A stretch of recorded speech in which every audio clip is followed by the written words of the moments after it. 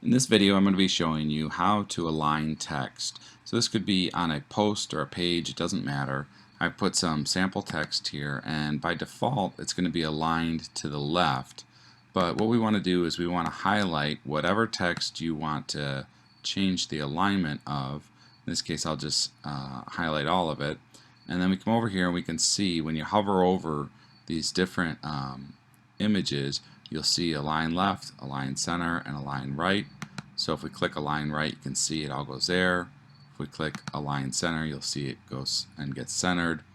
And then there's also one that's kind of hidden that's over here, and that's justify. And that just makes sure everything stretches all the way to the left and all the way to the right.